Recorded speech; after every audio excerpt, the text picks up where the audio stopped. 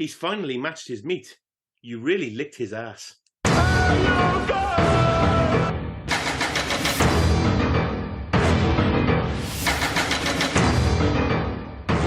Welcome to the Hey You Guys podcast. I'm Rob, this is Liam, and this week we're joined by Dave as we watched Demolition Man, 1993, starring Sylvester Stallone and Wesley Snipes.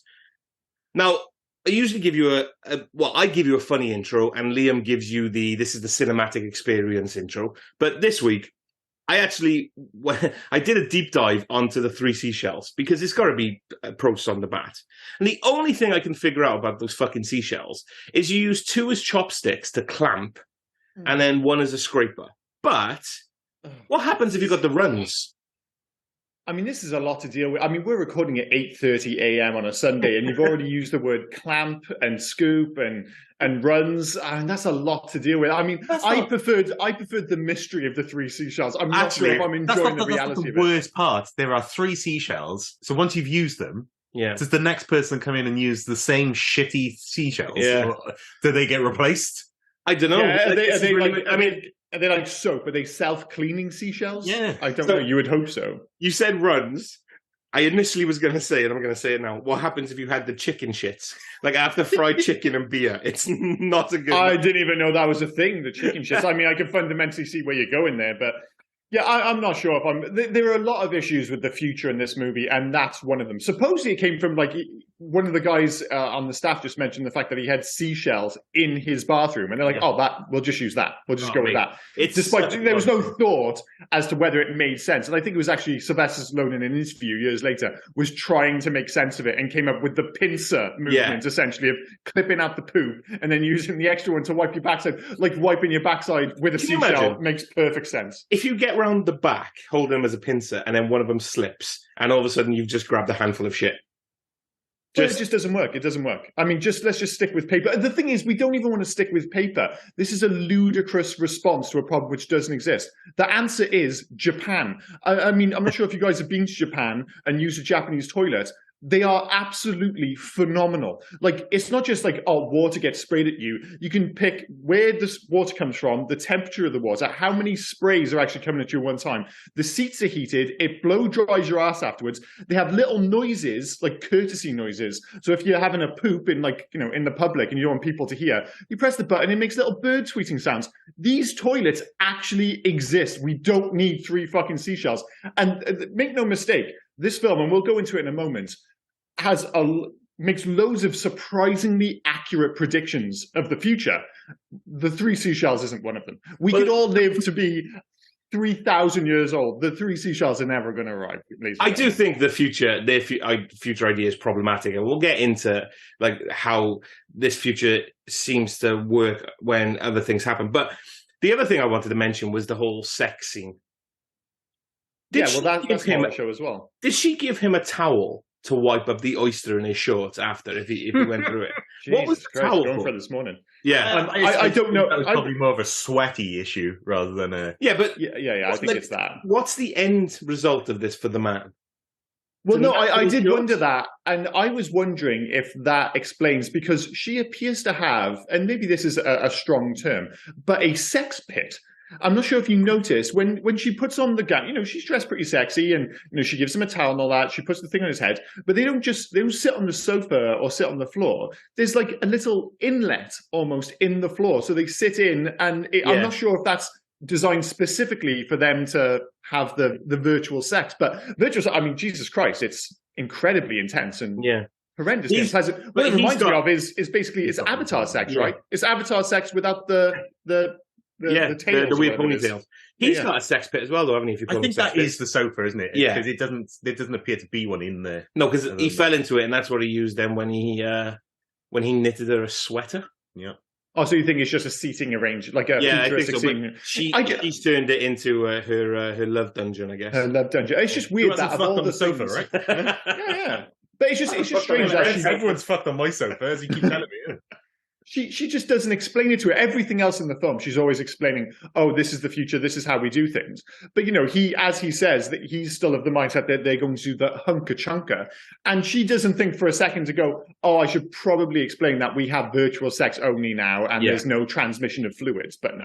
She just throws a thing on his head and everything's While fine. we're talking about her as well, Sandra Bullock, usually when you talk about casting choices and you think, oh, she would have been better, or originally, she actually filmed a couple of scenes before she left due to creative differences. That character was going to be played by Laurie Petty, who I don't think would have been the right... I know she's just coming off Tank Girl, or she's just gone to do Tank Girl. I'm not too sure that would have worked with Laurie Petty. I think she's like the pretty obvious alternative. Don't get me wrong, I think Sandra Bullock is pretty good in this film. And the one thing I was surprised with going back and rewatching it was how strong her chemistry is with Stallone. Like, there's a 20-year difference between those two. And Stallone, and we've mentioned this with a bunch of movies, when it comes to Schwarzenegger, Stallone, and obviously more recently The Rock, with these big muscle-bound guys, it's often hard to get any actual chemistry out of them with another human being. I think we all get it in our head. The idea of these monstrous guys fucking these poor women, it becomes quite unpleasant almost. It's never quite as bad maybe for Stallone because he's more human-sized than these other dudes. But when I think of Stallone, I don't think like necessarily, oh, he's got like this great chemistry with all these female leads on screen, other than, going back to Rocky and stuff. But in this, I was like, oh, they've actually got quite a bit of chemistry. I almost bought them as a potential couple, which I was quite surprised by. But a big part of that is Sandra Bullock, who's fantastic in this, other than her ultra 90s eyebrows, which were quite distracting. But, she's still incredibly likable all the same. I'm still struggling to get past Sylvester Stallone as an actual human being. I mean, he couldn't act his way out of a paper bag, so I don't know how to get that. Oh, see, we've had this last week. I didn't think harsh. This was my biggest problem with this film. Oscar nominated. I just want to say that before we go any further. Oscar nominated Sylvester Stallone. Like he is right. He does not belong in the same category as your Schwarzeneggers and your Steven Seagals. Sylvester Stallone is a good actor. So like, if you see like Copland, he's fantastic in Copland. No, Copland. I agree. I enjoy Copland. But if you're going down the route, you're a good actor. If you're Oscar nominated, oh no, actually I can't do that because I was going to say no. That's he's been Oscar nominated, just never won. But in regards to that, I am trying to skirt away because he will talk for hours about why you're wrong about Sylvester Stallone. Is this film actually good without Wesley Snipes doing his best Joker impression? That's so weird that you mentioned that. That is literally what I've got down. I was like, this is almost like Heath Ledger's Joker's light, and it's almost a shame that he doesn't have more to do because they hint towards like he's like a true anarchist in this film. Yeah. He's not like he doesn't have some big plan. He is, as Michael Caine would say, he just wants to see the world burn. Like that's his shtick, and he is so fucking goodness. I just wish they'd give him more screen time. But to your point, is this film good without Wesley Snipes? I'm like, it's okay, but that's always been my argument, and one of the reasons we're doing this is because I used to argue with my friend all the time when I was younger. It was like, he thought this was a better movie than True Lies. And I was like, I don't think this belongs in the same conversation. Explain, how are those two films linked? Is it just because they were both released in 93? Well, no, it wasn't really. Last Action Hero was released in 93. Okay. True Lies was a few years later. Well, it was just, I was using as an example, like, because he kept going about how great Demolition Man was. And I know it's a beloved movie, but I was always of the mindset, it's like, it's a fun movie with some good performances. But I was like, it's not a great movie. It's just not. And I used like True Lies as an example. It's like, oh, this is what happens if you get a proper director to do like an action comedy. And I used True Lies as the example because it's directed by James Cameron. And he was like, oh, it's much better than True Lies. I was like, you are out of your fucking mind. And it just turned into, like, we kept asking people, because I was convinced everyone would be on my side. Nobody was. Everybody picked Demolition Man. And the reason is because it's fun. It is a really fun film, but it's not a great film. No, it's not. I'm rewatching it now. I'm more convinced than ever that it's a fun, but fundamentally bang average. It is a stupid film. Even before you get to the future, right? I wrote it down at the beginning. He carried out an armed assault on Phoenix's compound with a handgun, with nothing else. Whoa. I'm amazed you started with that. What about he landed via bungee rope? And it's when he runs, once he lands, he runs like Crichton from Red Dwarf. He's so robotic and wooden. He just... It's amazing because he goes from Crichton in the early 90s and he evolves into Woody from Toy Story by the time he gets to the Expendables. There's like, I think it's Expendables 2, which is an otherwise decent film. It's easily the best of the three. There's a scene, and they should have just cut it, where all he's doing is running through a courtyard. Yeah. And we were just like, oh, that doesn't look good. That doesn't look good at fucking all. So, if you've got like one end of the spectrum, and I know I bring him up in every podcast, you've got Tom Cruise as the ultimate on-screen runner. At the other end, I think it actually might be Sylvester Stallone. As good as he might be, a fundamentally horrendous sprinter. Terrible fucking sprinter. Was that the Lethal Weapon captain as well? Is he always angry? Oh, he's always some kind of cop as well, isn't he? Yeah. He's in all of the films. He was in Predator 2. Yes. Right at the beginning, he's there. I was looking, he's in quite a few films where he's either generic cop in the background or he's like the captain somewhere. I love these guys who just keep popping up in these films. I just didn't get it as well. Like this whole thing. Like, did he not follow procedure? He said he did a thermo scan of the building. There was only 8 people in there. Yeah. And then they said, well, there's loads of bodies here. They're all dead. Is there no actual time of death coroner in the near future, 1996? Well, if they blew them up, building had been incinerated. Okay. Well, that's... how can that be Sylvester Stallone? John Spartan. What a fucking name. How can that be Spartan? How can you be called both John Spartan and the Demolition Man? How can you have two such awesome fucking names? Yeah. Like, you don't need a nick. If your name is John Spartan, you can just be John fucking Spartan. You don't have to be the Demolition Man. Yeah. You've got like the coolest name of all time. But no, I want to double down. I want both. Greedy son of a bitch. That's the best. I still don't understand the legal procedure of arresting him and just going, right, you're done. 70 years to be frozen. And did he get more time than Simon Phoenix? Yeah, it seems because like, he wasn't even up for parole, but Simon Phoenix was up for parole. Is that only because Copter wanted him out? Yeah. Okay. Yeah. Well, there's a lot of questions at the start. I mean, it's weird because the best action sequence of the whole film is the start because, and I'm sure we'll get to it in facts, that building they blow up is one of the most spectacular on-screen explosions I've ever seen. Yeah. Like, it's up there with, I mean, to bring it back to The Dark Knight again, it's up there with, like, the Joker destroying the hospital. It's not quite at that level. But you see it at the start, like, this is unfucking believable. It's a shame what happens later. I mean, we'll get to the final fight sequence soon. Absolutely appalling. But that intro with him and Simon Phoenix, and, you suddenly, Stallone is very much being Stallone, but... I'm calling him Simon Phoenix now. Wesley Snipes is just absolutely batting at 100, like right out of the gate. You're like, all right, this guy's swinging for the fences, and he is awesome. I was just like, all right, maybe I was wrong about this film. Like you said, it doesn't make much sense with how they end up in prison for a certain amount of time, and the fact that what is this supposed to be 1996? Like, what's happened to LA in 3 years? Like, I don't know what it is with cinema at that time, because I think it was Predator 2 was set in 1997 and LA's gone to shit. Yeah. This is supposed to be 1996, and I think the issue is the same as Face Off, where it's a holdover from the original script, because originally they weren't going to go back in time. Everything was going to be set in 2032. Well, that's why why have they got all that technology in 1996? Why have they got the warm liquid goo shit like from Austin Powers? It doesn't make any sense. This script was bought in actually 1988, so it's been going for about 5 years before they could film it. You said about Wesley Snipes at the beginning. I love his line at the beginning when he's talking. He's like filled it up with petrol and everything, and the way he delivers, "Set your ass on fire." Oh, I love that line. My god, he's so fucking quotable in this film, and that brings it back to that initial point again. This is a bang average. I'm sorry, it is a bang average 90s action film, absolutely elevated by. One, Wesley Snipes, and two, I would argue Stallone and Sandra Bullock. It's just cast really well. It's a great premise. It's a strong premise, but it doesn't even follow through on that. Like, it hints at social satire, but it always abandons it in favor of shooty bang bang. It's like there's references to the rules that they have in the future are fundamentally fascist, and they kind of hint towards that, but it never goes below that service level. They ask the question, what is the price of safety and supposed happiness and all that jazz, but it never really doubles down on that. It goes, it's like, even like right down to the end when you suddenly have this like showdown between these fundamentally fascist dictators in charge, and then Dennis Leary and his crew are basically freedom fighters, and they come out, they save the day, and someone asks us like, well, what do we do now? And he's like, you'll figure it out. It's like the film can't be fucked dealing with any of that. Just like, don't worry about it. Don't ask any questions. Just get on with things. It'll be fine. There's my question, right? The film can't deal with it.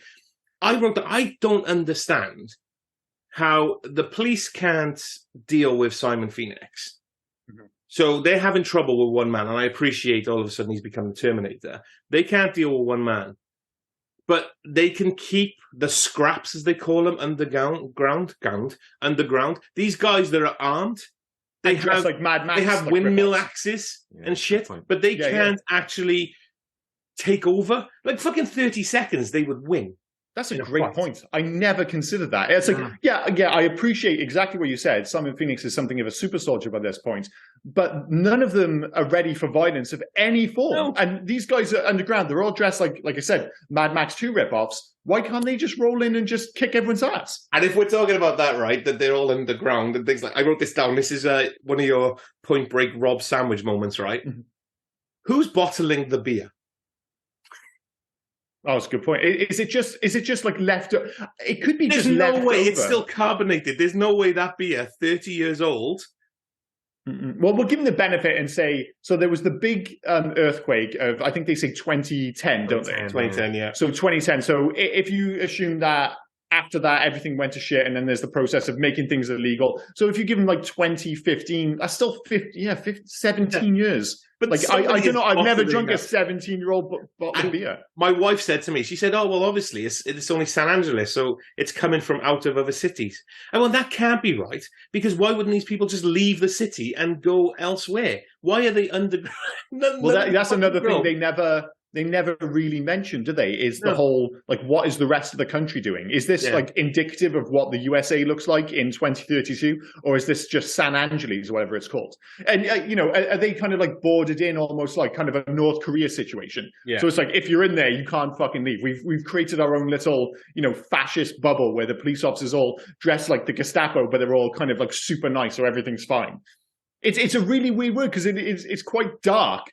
Fundamentally, the more you think about it, the darker the narrative is. But of course, all you're really paying attention to, they've got 3 seashells, and nobody touches, and everyone's like happy, happy, joy, joy. And I gotta be honest, that kind of shtick wears a little thin towards the end of the film. I will let somebody else raise a point, but I've got one more. When Spartan goes to confront Cocteau after he knits a sweater, and Cocteau says, I'm sorry I'm not there. So he's got the 7 screens. And then you've got the dude from Beetlejuice who looks over and he then holds a gun to Cocteau. What I didn't get was behind Cocteau, where he sat, you could see the screens they were looking at. So basically, I'm moving now for people who can't listen. I'm basically by here talking, right? And you can't hear me talking because I'm on computer screens? What the fuck was that about? The fact that he's looking at Sly and he doesn't seem to notice that Sly wanders off and then puts a gun next to his head. You think he'd have gone, where are you going? Yeah, I'm talking to you. Yeah, because these things can 360 rotate, so he's following. I love when you get these, like, when people almost get future tech, but they fuck it at the last minute. Yeah. It's basically, that's a futuristic Zoom call. Yeah, but instead of like somebody just like saying, it's just one screen. No, there has to be one screen for every single person. It's like, okay, guys, that just doesn't make any fucking sense. But I know, like I said, it's the last of this film's problems. And as I said, the big issue, and I think he's come up a few times, it's because this was directed by Marco Brambilla, is an Italian director, another directorial debut, which is amazing, again, considering, this is a big movie back in like 93. Yeah. He directed the C+C Music Factory video, Just a Touch of Love. And then he's just gone straight into this. I look back over his CV. I've never heard of what you just said then. Yeah, I'd never heard of it. I mean, I'd seen, like, he's directed a couple of shorts, but the only other movie I knew from his kind of back catalogue was 1997's Excess Baggage, with Alicia Silverstone and Benicio del Toro, which I remember seeing, and I remember also being pretty bang average. And all I kept thinking was, like, there's a reason that guy didn't go on to do many other films. It's like, this film is okay, but it's sailing off its premise and its stars. And all I kept thinking was, like, imagine if you took this movie and you gave the stars, the premise, everything, and you gave it to Paul Verhoeven, man. Like, Paul Verhoeven coming off RoboCop and Total Recall, he would have taken that social, you think about what he did with Starship Troopers, where he managed to have the social satire so clearly in your face that people didn't even notice it. It was so hiding in plain sight that some people didn't even realize that they were watching a social satire. They thought they were watching an 80s style shooty bang bang film with aliens. It's like what he could have done with this material. I'm like, my God, Demolition Man could have been a fucking early 90s masterpiece. Instead, we got this bang average director putting together a slightly fundamentally, my big issue is this movie doesn't add up to the sum of its parts, which is a bit of a shame. You said the police look like fascist, like wartime. Imagine if Verhoeven had taken this. Oh, they 100%. really would be dressed as SS soldiers, wouldn't they? Yeah. Oh yeah, everyone would be dressed like what's his name? What's the actor's name? He played a child doctor back in the day. Neil Patrick Harris. Yeah. Like like a proper SS soldier. Yeah. Yeah, well, that's the thing. At the end of the film, he literally comes out dressed up like an SS soldier, and it's like people still didn't realize what he was doing. I was like, how the fuck did people not realize? But that was the genius. The genius of Verhoeven. As I said, I watched this film and I just keep imagining what it could have been rather than reality. And it sounds like I'm totally shit on this film. This film is still fun. Wesley Snipes, in particular, as you already mentioned, is utterly fucking fantastic in this film. It's super quotable. It's got some great ideas. It's just not brilliantly directed. Speaking of a quote, you've said "shooty bang bang" twice now, and I just when he first meets Simon Phoenix, he goes, "I'm sorry, no kiss, no bang bang." What the fuck is this? So weird. But another odd thing, and sorry, I'm kind of rattling off the points now, is you mentioned last week when we did Rambo 3. That it felt like the end of an era for like traditional 80s action movies. And that is very much proof of this film. This came out the same year as The Last Action Hero, as you mentioned earlier. And it's the same thing. It's, the era of the irony-free action movie is already gone by the early 90s. Like in this movie, Rambo is literally in a museum. They reference that. Yeah. The whole idea of this film is that he is a man out of time. Like he gets his little moment to be the traditional action hero at the start of the film, but then immediately they put him in a world where it's like, you don't belong here anymore. They already knew the way the wind was blowing. And you could see it here where Schwarzenegger's already making fun of his persona in 93. Stallone is already saying, oh, look, I'm a man out of time. It's like, we didn't have to wait until 2010 to find that out. People knew it like a couple of years after Rambo 3. It was crazy. Stallone didn't take long to destroy the future, did he? Either. I tried to figure out the time frame. How long did this take from him being defrosted to the end of it? Not long at all. It was 2 days. Yeah, it looks like a couple of nights. Because from him being defrosted, from Simon Phoenix being defrosted to the attack on Taco Bell by the Scraps, that's 12 hours. Because he literally says there's another food truck in 12 hours. And then I was waiting for there to be a night, but it wasn't. So it was 12 hours. That was the time frame. And then he goes to bed, wakes up the next morning, confronts Cocteau, goes down into the sewer. This is all in the day. Comes up, kills Phoenix. Literally 2 days. Yeah, and he's just destroyed future society. Yeah, that took I guess like maybe 15 years to build. The whole idea is that they're just not cut out for it. They've created this kind of puritanical society where nobody's able to kind of fight their way. And that is, it seems slightly timely in many respects, this film. This whole idea that if you don't have a bit of bite to your characters, basically you end up with a future full of pussies. And I don't want to say that's a little on the nose for our times, but yeah, a little bit. And don't get me wrong, I'm a very liberal person, but there are times when you hear about people bitching and moaning about some stuff, you're like, Jesus Christ, is the world just full of pussies? A little bit, And it's like assholes. Yeah. Sometimes you need a dick to fuck a pussy and an asshole. Exactly. That's exactly what you need. This film, in many respects, feels more timely than ever because it feels like there is that conversation going on. It's like, and some of the stuff, like what's it called? I'm going to have to bring up the verbal morality statutes. I mean, they take it very literally in this film where you swear and you get like a ticket. But that's fundamentally what we have nowadays. Like the internet is nothing if not the unofficial, verbal morality statute where if you say the wrong thing, you get in a lot of trouble. Like that is a very modern concept just taken to its most literal form in this film. Thank you for bringing that up. That led me to another question. Mm-hmm. Is damn swearing? Yes. Okay. It did. Yeah. He didn't get caught out for damn. He said, damn, I'm possessed. Then he said, goddamn. And then he had a verbal morality statute. Yeah, it's inconsistent, isn't it? I goddamn is probably worse. And we, as Brits, I don't think we ever think of damn as being a particular, really a swear word. But traditionally, certainly but it's taking the Lord's name in vain. Yeah, because it's linked to goddamn, and that is seen as a swear, certainly in America. So you were on about the everything happening as well with the morality statue and everything. And on the other side, then you get Edgar Friendly, which again is a fucking fantastic name. Great names. Dave, were you happy to see Dennis Leary? Oh, Dennis Leary is one of my heroes. I absolutely love it. Thank fuck, there's someone else, right? He's not nearly enough. But I just love the fact that he goes on a little rant, and once he starts, he speeds up, and it's this, and then there's this, and there's it, and I love this. Well, that's it, because they took his lines away, and they just said, "Go for it," and they just because the writer or director just wanted to hear Dennis Leary go insane. It's fantastic. Yeah. The only thing I'll say about that, because I think Dennis Leary is a good actor, and I think he's good in this, is that his shtick, because that is his shtick in that sequence when he does the rattling stuff off. Like if you go back and watch his early 90s stand-up, that was what he was famous for, was doing these like high Stealing from energy. Bill Hicks if you talk to the right people. Yeah, but he was more of a kind of like, he was like Bill Hicks, but he was much more aggressive and fast-paced. And he would like kind of like blurt out these lines. And that was his shtick. And I'm always a little bit wary of when they take comedians and they put them in films and they say, "Oh, do your thing," when it's not a flat-out comedy. Like, you know, it works in a comedy. I always think of like Kevin Hart when he shows up in 40-Year-Old Virgin and absolutely slays.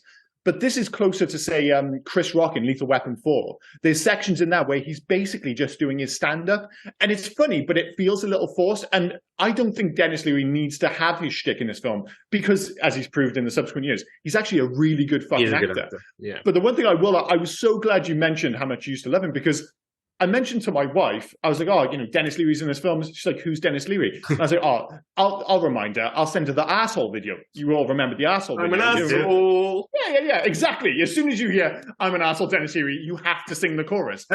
And she was just like, she looked at the video, she goes, "I've never seen this man, and I don't know what this song is." I'm like, motherfucker. So I sent it to my friends. I was like, "Listen, my fucking bitch wife, she hasn't heard of Dennis Leary, doesn't know what this song is." Radio silence. Nobody knows the fuck. I was like, was it just us? It felt like Dennis Leary was. Dennis Leary was a big deal. Did you say Dennis Leroy? I think I did. His black cousin. Hey, Dennis Leroy, what's happening, man? No, I love Dennis Leary. I think he's that I'm not making it up. That it's not a niche thing. That song was a big deal, right? Yeah. Well, it was part of an advert campaign, wasn't it, for drink driving? Yeah, it was like the video was a big deal. The song, I don't know, fucking crazy. Yeah. But yeah, to your point, sorry, I kind of sabotaged your point there. I do apologize. Do you know what though? He's good. Speaking of points, clearly we're men out of time. Obviously. Yeah, just old as. Yeah, but I wasn't sending it to like 20-year-old kids who have, you know, these are my 40-year-old friends, and none of these motherfuckers heard of Dennis Leary. I was like, and then I have to start going, you know, like the guy from The Amazing Spider-Man, he played the one with Tom Holland. Oh, fuck it, I can't be bothered. And I just give up. Have you seen Rescue Me? I have not. Oh, check it out. It's his fireman TV show. Oh yeah, I know the one you mean. Excellent viewing. Anyway, back to this. Yeah. So the police chief, were you talking about? Sorry, do you have a point? Yeah, well, go on. No, I just said, that was an aggressive question. The police chief, did you even have a fucking point? No, Dave, I realised I did a Liam when I cut him off. Oh, see, he always goes on the offensive, goes after me then. Unbelievable. Well, you can't touch me. You're like miles away. Fair enough. Sorry. I always remember the police captain or the police chief in the future being a fucking prick. Yeah. Mm-hmm. And after watching Broken Arrow, that's his shtick, isn't it? That's the dude from Broken Arrow, the one that gets killed by John Travolta. Yeah. With a bald head. Yeah. I've just never put that together. Well, I'm still kind of reeling from the fact that you just casually mentioned Taco Bell and didn't spend at least 20 minutes talking about the fucking mess of that they made in this film. No, we're going to get to it. Yeah. Let's cut Dave off. Let him make his point, and we'll get to Taco Bell. I had a few points about the museum, which the one I've always thought, and the one I only picked up yesterday. So that's the only place you can get guns. I get that. Why is there an arsenal's worth of working ammunition in there? For a start, you know, I mean, picking up a gun is one thing, but having enough ammo to go on a 2-day killing spree is also another. It's from the same place where they keep the beer. Yeah, maybe. Well, the whole thing was worth it just for my favorite line in the film. Oh, what appears to be your boggle? My boggle? Well, again, we've really not mentioned just how quotable this film is. But yeah, that doesn't make any sense, like a lot of things in this movie. It doesn't make any sense that this future gun takes like fucking 20 minutes to reload. And it's just stupid as shit. It's basically, it's video game rules. It's like, this is too powerful for you to just be able to keep pulling the trigger. Yeah. So we're just kind of making arbitrary kind of reload period. It's nonsense, but it totally works for the film. I love it as well because they contrived the future a little bit, didn't they? You had the Future Society at the top where they're all wearing kimonos and shit like that. And then underneath, apparently, they're in a Mad Max film where they're all wearing tires as armor. Yeah. Well, that's actually aged better because I just don't think like 90s futuristic design, it just hasn't aged well. Like, you know, it's still got that whole obsession with Asian culture, which is still prevalent like today. If you're doing a futuristic city, everything back in the 80s and 90s looked like Japan. And now everything looks like Seoul in Korea. It's just one of those things. But there's something about 90s futurism which just hasn't aged well. And it actually started back in the late 80s with Back to the Future 2. It's all charming and stuff, but it's all a bit naff looking, for lack of a better term. And you get the same issue here. It's like you go back to look at movies from the 80s futurism still looks fantastic. It's still very prevalent in popular culture today, whereas 90s futurism has been forgotten for good reason. And this is very much part of that. So like their image of the future, it looks okay, but it looks both futuristic and dated at the same time. Yeah. It's quite bizarre. Did you have more museums? This is one of those. Yeah, there's one more. The thing that I'd never noticed before, but really stood out quite prevalently yesterday. There's a dystopian scene under the floor. Yeah, right. And they're having a fight, and they fall into it. Right. So this is part of a museum scene. Yet when he shoots the fire hydrant, a giant jet of water comes out, like it's actually hooked up to the water main. Well, they still have gas because there was a fireball. I'm pretty sure there's electric because the lights were on. So you can live down there. This is amazing. Like we often get this where it's like Rob watches a film one way and I watch a film a different way. I'm so like you are very much on Rob's end of the spectrum where you're looking at like the practicality, like where's the water come from? Where are they getting this beer? It's like all the important questions, which just honestly. I'm thinking about these for the first time because it just didn't cross my mind. I'm like, oh, I don't know about the social satire. Like, where the fuck did the water come from? It doesn't make any sense. When he's on top of that dystopian thing as well, and he's looking for the armory, and those little kids walk past with the hats on, and he just laughs and does his little racist. I'm not going to do it. Does his little racist thing. Oh, yeah. When he just walks past the guy and just smacks his head off the glass, he's just saying. He's so good at just being a dick. He's just the ultimate dick. He is, like, to bring it back to the whole Heath Ledger Joker comparison, he's like him, but he's actually fun. Like, he's called the Joker, but, like, let's be clear, he doesn't look like he's a good hang. Like, if you're on the right side of Simon Phoenix, like, you see him with all his buddies when they get in, like, their clubhouse at the end Jesse of the the Body Ventura, who doesn't have I didn't know that was him. I never noticed that was Jesse the Body until this time. Because he doesn't say anything. You don't say shit. How do you have Jesse the Body Ventura and he doesn't get a fucking line? Did they not see Running Man? That guy fucking slays. Unbelievable. But yeah, you see him with his gang and you're like, man, Wesley Snipes is a good hand. Just don't get on the wrong side of it. But he, like you said, fundamentally, his superpower is, or his villainous role is, I'm a dick. Like, that's it.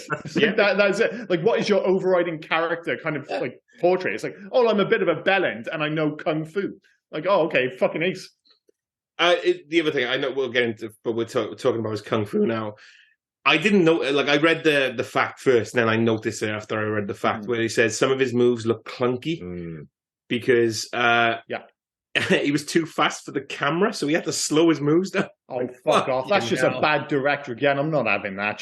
But I will say this. I've heard it referenced exactly what you said, that his moves were clunky. I never thought of them as being clunky. I thought they were really stylish. Like, I know what you mean. It's quite like when he does like a side kick, it's almost in like two movements. Yeah. But I just thought it looked stylish as fuck. Like, I really like his fighting style in this film. And maybe because for that reason, maybe it was forced upon him. But it ends up just looking distinct rather than just kind of, you know, quick kicks and punches and stuff.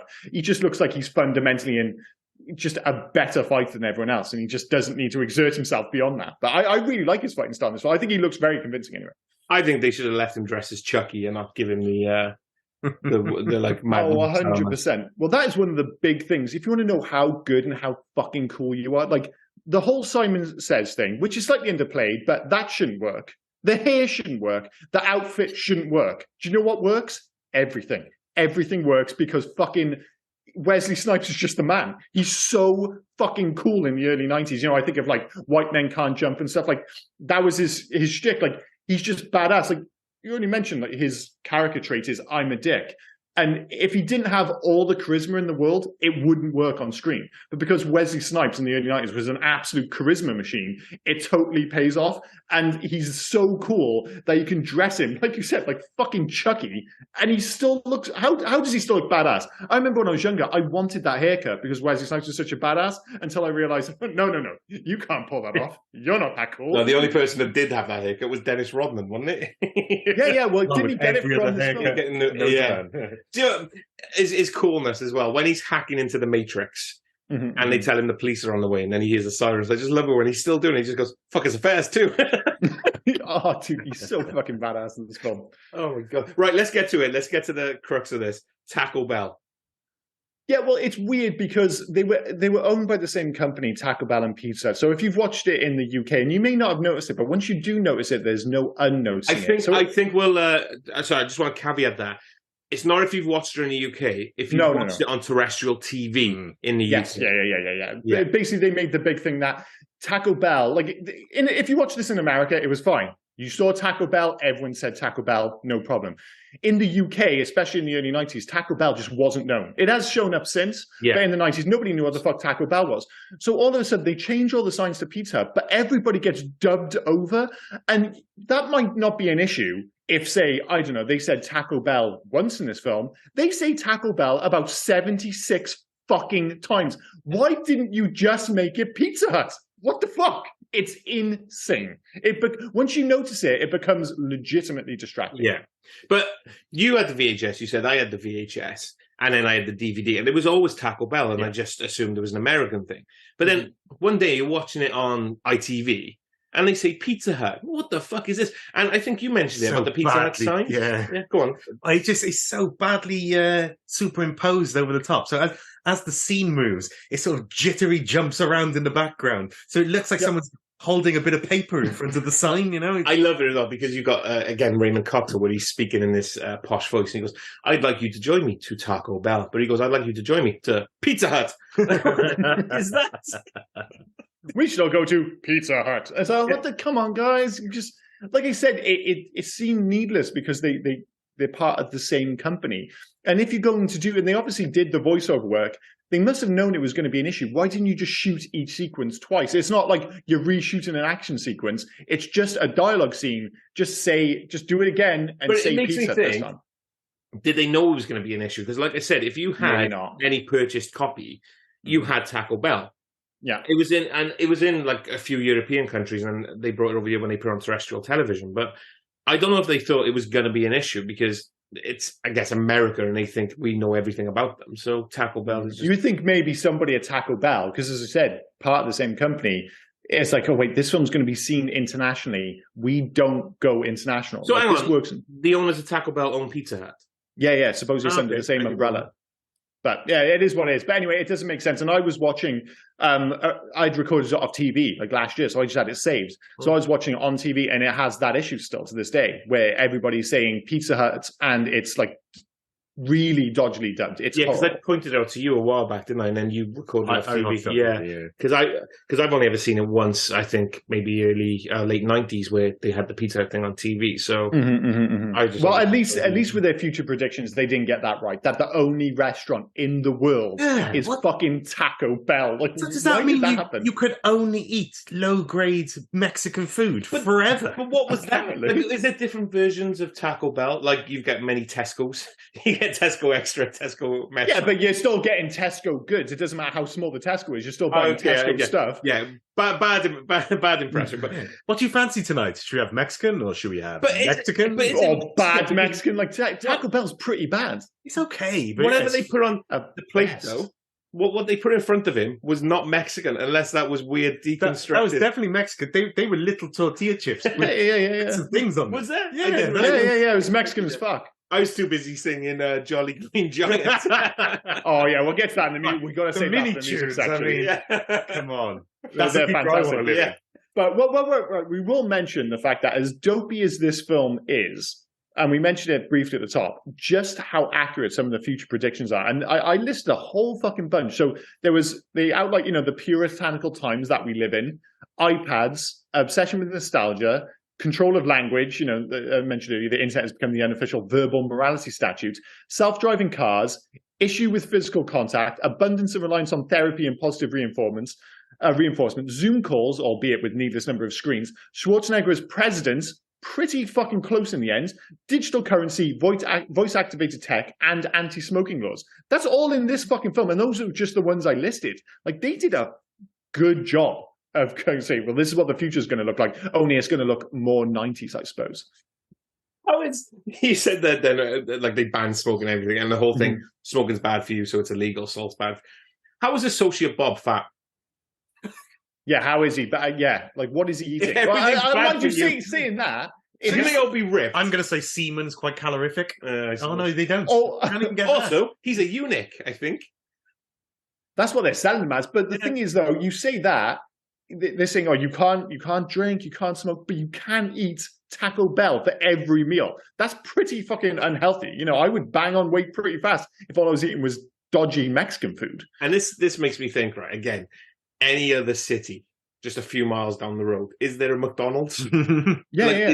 That is just not made clear at all. Like, you think there might have been like an overlay at some point where they explain the situation of the world, but they just talk about San Angeles specifically. So we have no idea if the rest of the world looks like this. Like, the impression they're making is that it's just unique to the city because basically there was the earthquake. You had this kind of guy who came into power, and because the way the city was going, was able to force the issue. And, that kind of lends itself back to what this, it was already going to shit in 1996. Things kept going that way, plus the earthquake, things get worse, this guy comes into power. There's no suggestion this applies to other states in America, let alone the rest of the world. So, yeah, why are these guys all living underground when, I don't know, just get your fucking skates on and fuck off to, I don't know, Seattle or something? Or just walk up to Cocteau and hit him with your windmill axe. You're done. Oh, well, yeah, that's the other answer. Just like, I don't know. And when she sold Taco Bell as well, she said, oh, they were the only ones that won the franchise war. Straight away, I started thinking about people in McDonald's uniforms, Burger King, running at each other with spatulas and tongs. Just like Anchorman. Yeah, that's exactly what I was thinking, Anchorman. Yeah. Taco Bell just stood over, like, just holding a weird little fucking crappy little taco. Dude, all my money is on that fucking creepy ass clown at McDonald's. He is fucking it up. You telling me like that boy can't fight? He is a psychopath. And he's got like the Hamburglar. Like there's just no way McDonald's are losing. He's got that like that big fat purple thing, haven't he? Wait, yeah, there was the Hamburglar. Then what was the purple? Oh, Grimace.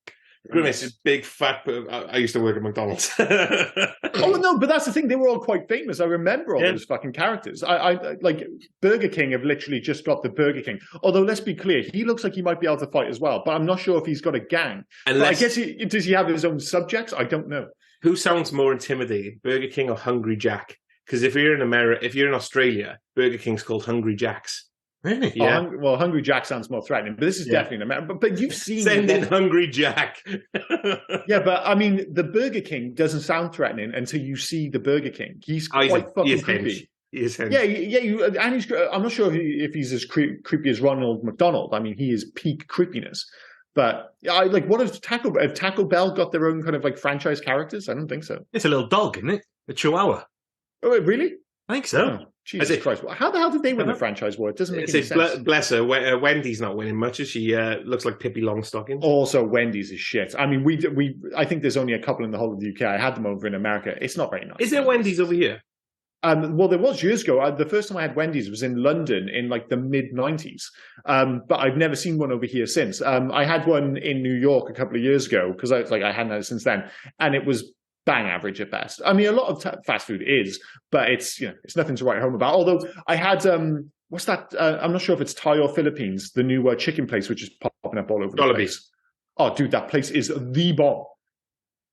Oh, Taco Bell Chihuahua. Dude, that Chihuahua is not taking on the Burger King. There's just no fucking way. There's no way. Speaking of the food places in this, again, going back to the dystopian future and Dennis Leary knows what a greasy spoon is. I want to sit all night in a greasy spoon, whether I'm going to have the ribs or the steak, soak my thing in cholesterol, everything, he says. So is there just a place that's serving food? Yeah. How big are those rats as well? Or he's a bit older, so I assume he has memories of ye olden days when he could get what he wanted. And if there's no food, how are they making burger buns? Yeah, it just doesn't make any sense. It doesn't make. But these the issues. Like, my real issue with this film is how much it goes to shit in the final act. I mean, when I forgot how bad the last fight scene is in this film. Like, make no mistake, the score, which we'll get to soon, and there is a link, I was like, this suddenly sounds like Batman and Robin. It really sounds similar to the score. And then you see the action, you're like, oh, wait a minute, this kind of is Batman and Robin with the horrible, like, ice gun and, like, the whole set piece. It just feels, you think earlier in the film, when it felt, like, gritty, and you have these great action set pieces with Simon Phoenix and the Demolition Man, whatever you want to call him, John Spartan, and it ends with that totally overblown kind of comic book ending, which I really, really didn't like. I just thought that final sequence really kind of, I don't know, tonally it just didn't fit in with the rest of the film, and I thought it's a bit of a damp squib, I thought, at the end of the film. An otherwise relatively enjoyable film, but I think it leaned into all the weaker elements of Demolition Man as a movie experience were all kind of encapsulated in, like, the last 15 minutes of this film, which I thought was a bit of a shame. This is a 2-hour movie, right? And they did a lot of build-up for the 2 days. Did you think they rushed the ending? It just felt like it, didn't it? Yeah, 100%. All of a sudden, then we need to get to the ice prison to release Jeffrey Dahmer. Yeah, like, yeah. His plan's just not there, because they arrested him in, like, the 90s, didn't they? Yeah. Well, it's weird because, like you said, it does feel rushed, but it's not a particularly. How long is the movie? An hour and 2 hours. 40? Well, 2 hours and 5 of credits. Jesus wept. Like, there should be plenty of time to deal with those aforementioned social issues, or, you should be able to kind of spend a bit more time with Simon Phoenix and his gang and kind of get a clearer idea of what his plan is beyond, just, I guess, like, the idea is it's just anarchist behavior. So you can kind of just, well, that's it. So you don't have to worry too much about it. But to your point, like, by the end of the film, you're like, wait, why do I care about this? What is he trying to do? The end of this film just kind of happens. And, I even mentioned earlier, like, when they come out, they win the day, and like, well, what do we do next? It's like, oh, dude, we haven't got time for that. We've got the credits to roll. Like, they don't say that literally, but they might as fucking well. And the film just ends. It's strange. Like, it's both rushed and not rushed, if that makes sense.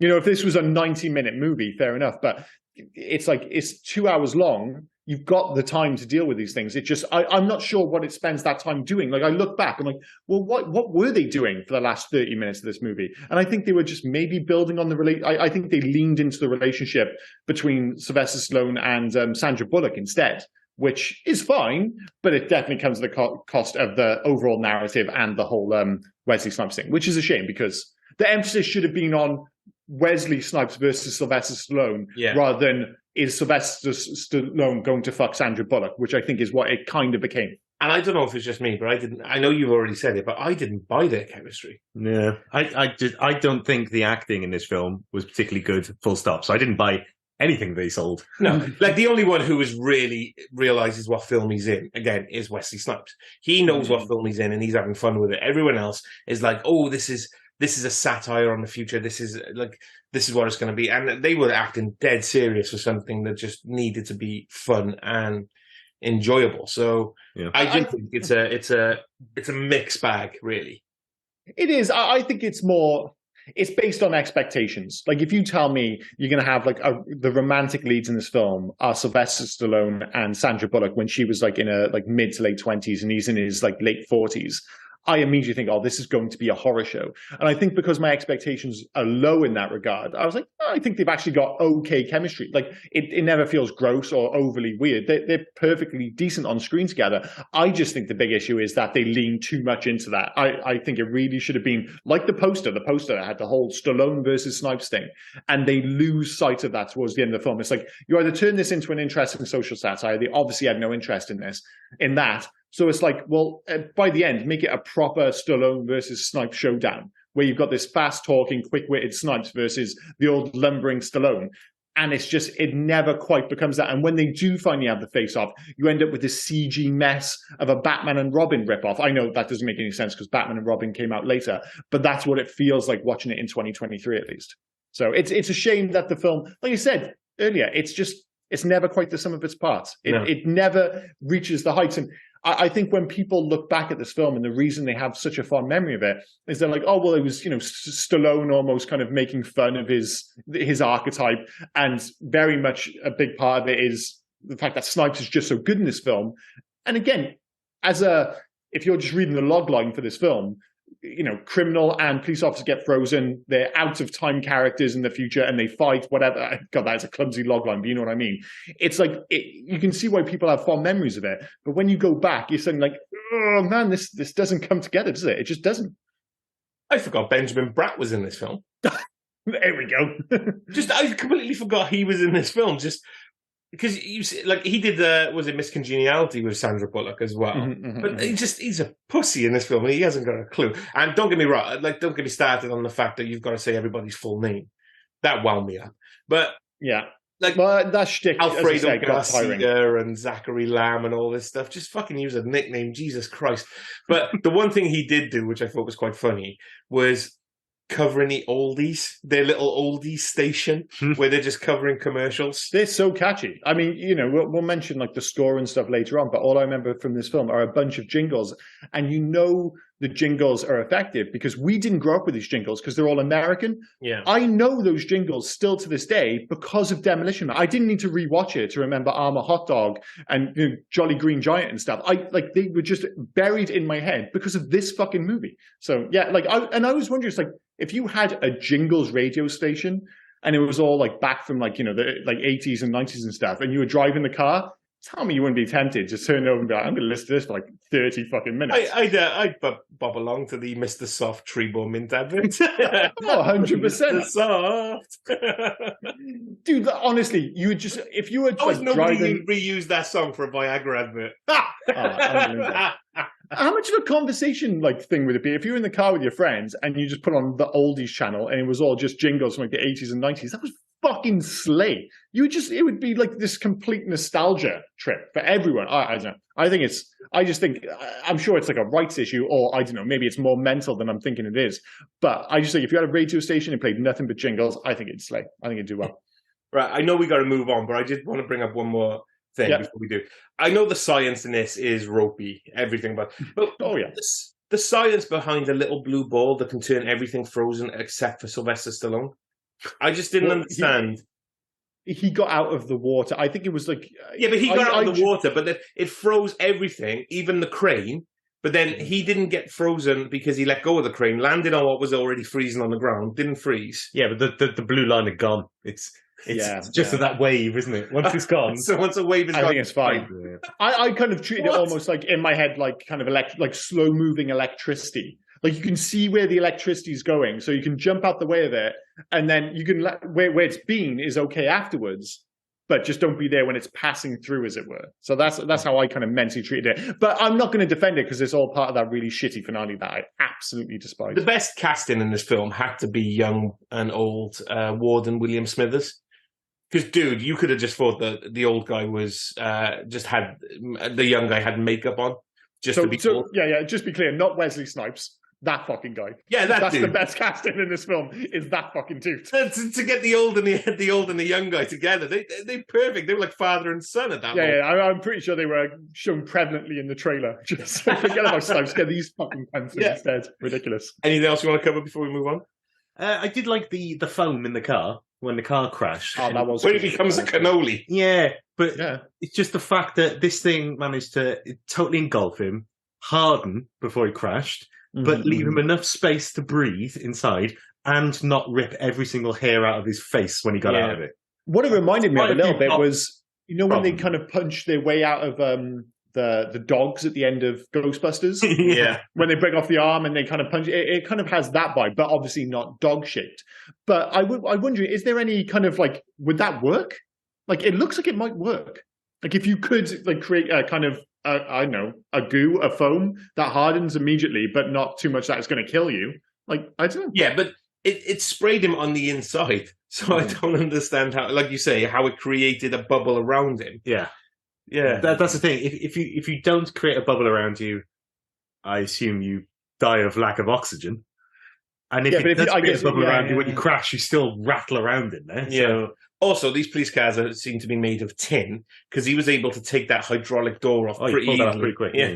But weren't those all like real concept cars? Like, wasn't I don't know? Apologies if I'm stepping on facts, but I'm pretty sure that they were all based on actual concept cars, and a big part of the cost went into like renting those for the film. So they weren't just kind of like Huss made; they were like pre-existing concept cars that they used on the road for this film. And that is the thing; like, it does look, like I said, it's 90s futurism, but at least the world looks consistent, and it does look convincing. It's not somewhere I'd want to live, and it's not as interesting as, like, you know, the Blade Runners of this world, but you know, it does its job. Who's keeping the Oldsmobile Cherry? Also, if all the police cars and all the cars' fuel cells are pure capacitance gel, whatever the fuck that is, as you already said, where's the water coming from in that?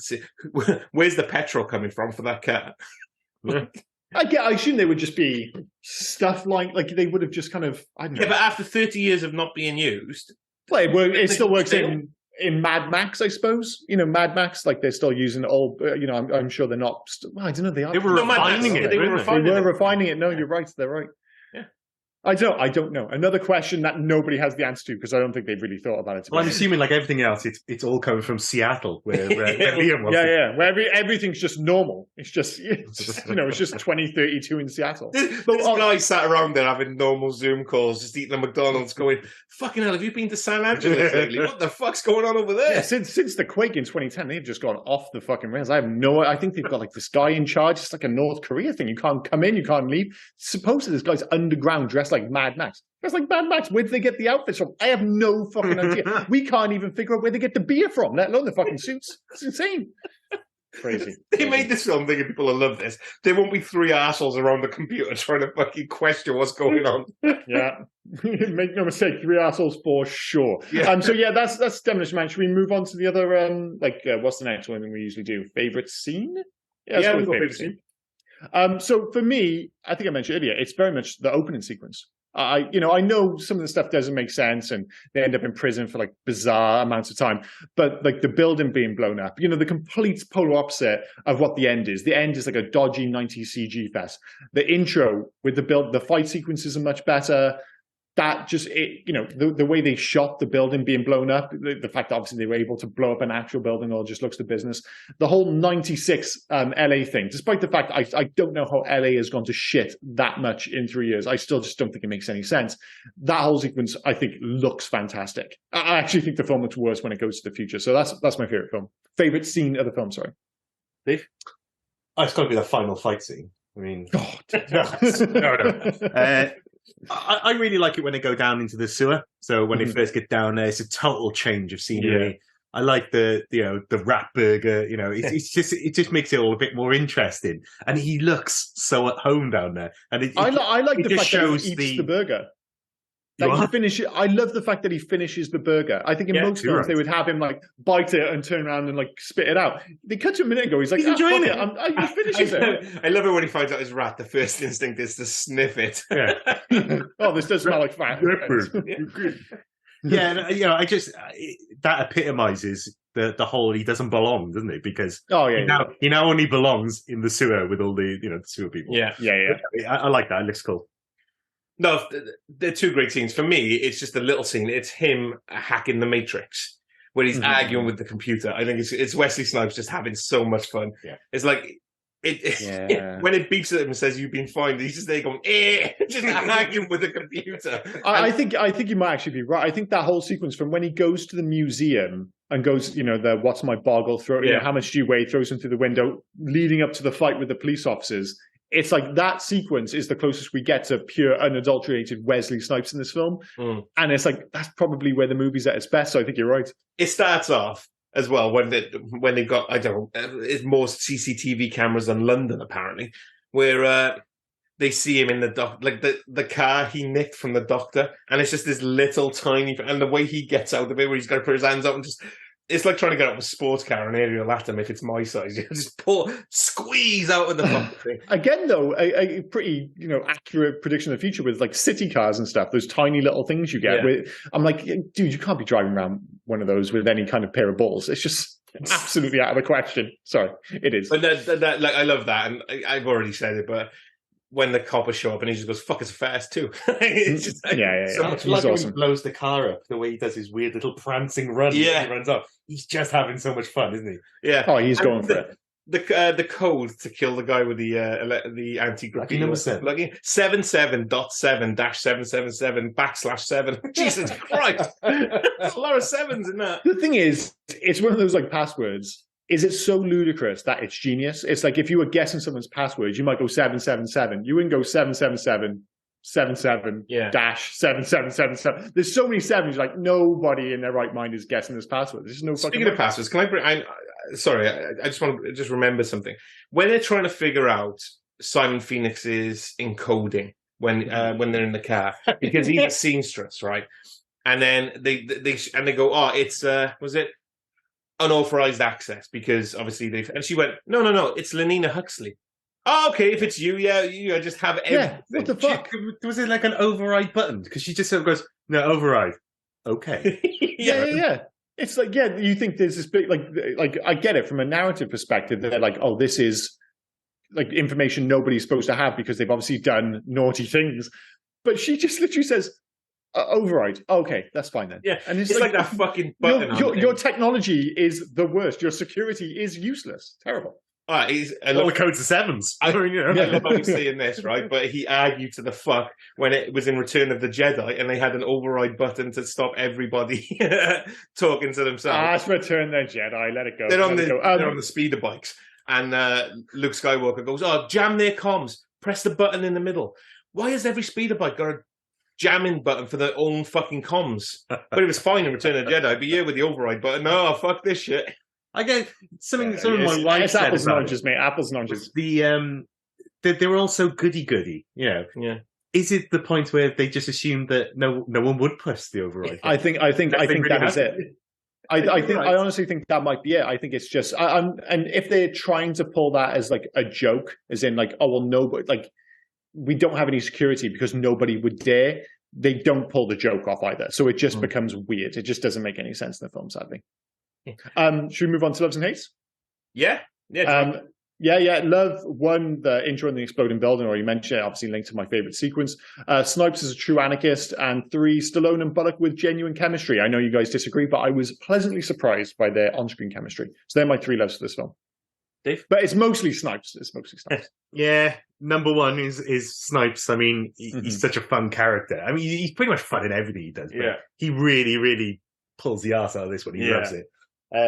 Dennis Leary for me, although he's not in it as much as he should be, he's quite a welcome sort of change of pace, so I quite like that.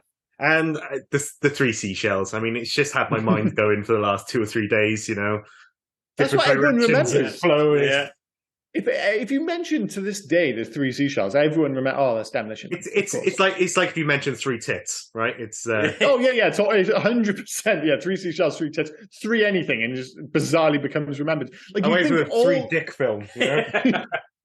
I love it. Like I'm waiting for the 3 dicks. I cannot wait for 3 dicks. If no one makes it, I'm making it. Also, 3 dicks, 2 dicks is a fucking.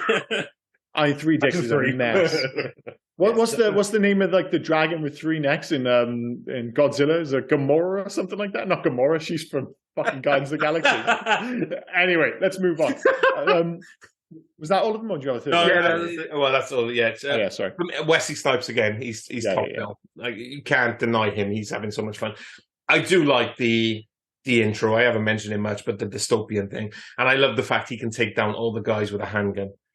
I think that's brilliant. That just shows send a maniac to catch a maniac thing. Do you want to take this Arsenal? No. Are you sure? Do you not want, even in the future? He picked up a fucking handgun. Like, everything around him. He went, do you know what? That'll do. That handgun right there. Just okay, that'll work. But no, I like the.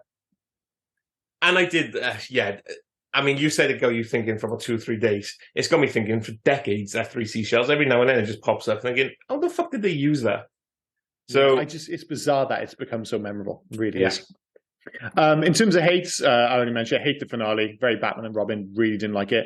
To the fact that the social satire and general political issues that it touches upon are never resolved or even looked at with any kind of consistency in this film. I just think there's a more interesting movie to be made here. And number 3, the computer sex. It's like, Sex with Sandra Bullock should be fantastic, and they fucking ruined it with computers. Absolutely criminal. And I'm going to stick in a fourth one very quickly. The whole future happy joy stick really does wear thin. Like you said, saying everyone's full names, and Rob Schneider shows up, and he's fucking just too much. Is that his name, Rob Schneider? Yeah, Rob Schneider. Yeah. Like and Jack Black showed up. Yeah, I never knew Jack Black was in it until yesterday. Yeah, well, he's not a problem because he's hardly in it. But Rob Schneider, he was like Stallone's guy from a couple of films. Like, remember he was in Judge Dredd as well. 95, yeah. Fuck, I mean, that was a bad film. I mean, we really should go back. I'm kind of interested in going back and rewatching that film, see if it's as bad as I remember. Maybe we could do a Judge Dredd couple of weeks. Well, it'd be very different because Dredd is an absolutely fantastic movie, and Judge Dredd is, from what I can recall, an absolute turd. But yes, I don't know. There was some good things in there. Production design? Yeah. They look good. Yeah, okay, fair enough. You convinced me. We'll do Judge Dredd. Dave hates.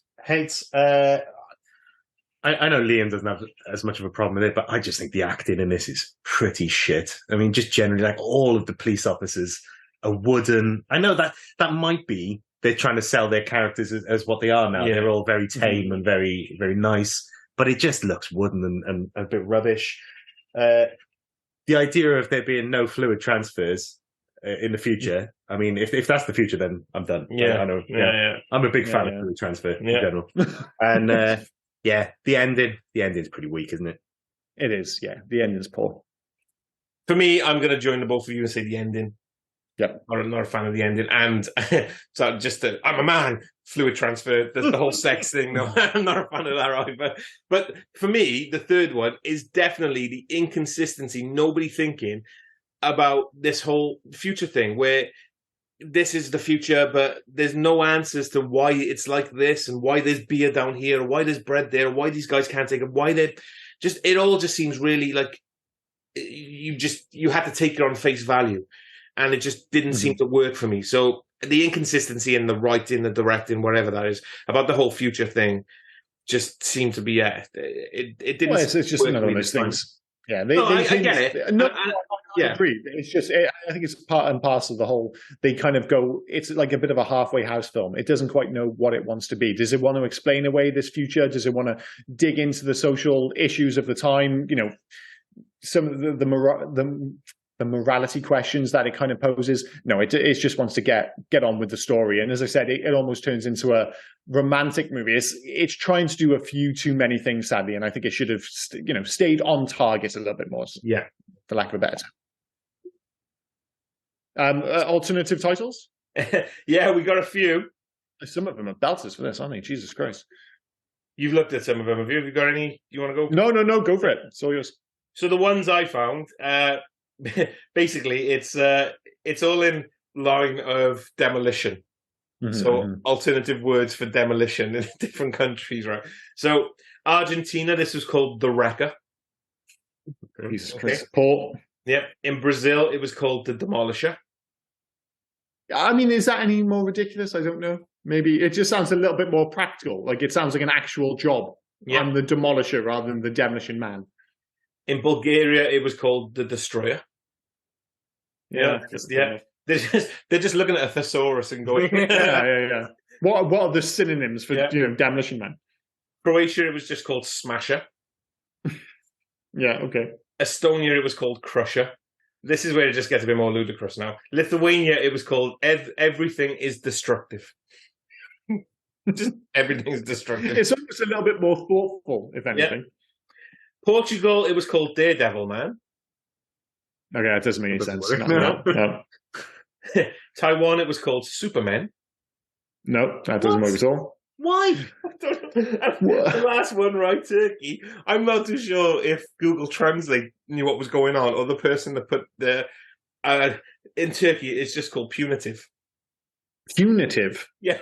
Yeah, that's got to be a Google Translate issue. There's got to be an error there somewhere, hasn't it? Yeah, I'm sure that makes more sense in Turkey. It's like Japan when Google Translate did blade to braid. Like, what the fuck is going on? Just the internet just being racist as fuck. Yeah. Do you have any facts of this film? The only one I've got, and this isn't an unofficial one, but it's more just kind of Stallone lying about his age. Like in this film, they say to him, "Oh, that's not bad for a 74-year-old." Now that's in 2032. The idea that if he hadn't been frozen, he would have been 74 in 2032. Now Sylvester Stallone is 77 now in 2023, so he's not like fucking 13 years off his age. Like he thinks he's playing like 34 in this film. I don't know if that's intentional or not, but that's what, because I think he was like 47, 48 when they filmed this film. I suppose he didn't want to feel really too old when people think about him and Sandra Bullock again. Maybe, but he's got like kind of previous with this, because I was watching Rocky 3 for some reason last weekend, and he actually says towards the end of the film, you know, when he's about to have the fight with Creed. Yeah, like their third fight. And he says age before beauty. And Stallone is 3 years younger than Carl Weathers, so he's even pulling that shit in there. And I'm only bringing that because obviously I watched it recently, but not quite as egregious as knocking, 13, 14 years off his age. Yeah. But I think it is, to your point, like trying to make him more convincing, like, a romantic...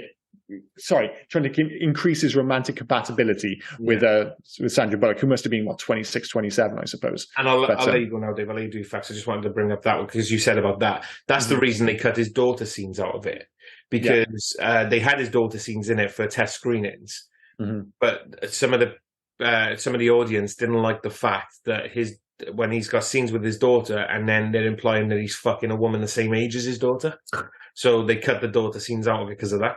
Yeah, she's actually, you see her at the end of the film, don't you? She's next to Dennis Leary when they come out of the sewer or whatever you want to call it at the end of the film. She's standing there. So she's still in the film, but that whole narrative got cut from the film, which is like, again, thank fuck, because there's already too much going on in this film. We don't need his daughter thrown into the mix as well. You can see little bits of it. Like they do reference his daughter earlier in the film. They say, do you want to try and find your daughter? And I assume they put it in afterwards. We're like, no, I don't want to find her. I don't want to have to deal with that. And they really don't deal with it, despite the fact that there is a different cut in this film where she is very much involved. But yeah, thank God they didn't follow through with that. Dave, do you want to go on facts? Yeah. So originally, the film was supposed to start in 2032. Just getting. You can tell. I mean, the start doesn't make any sense. It's 1996, and they've got technology from the future.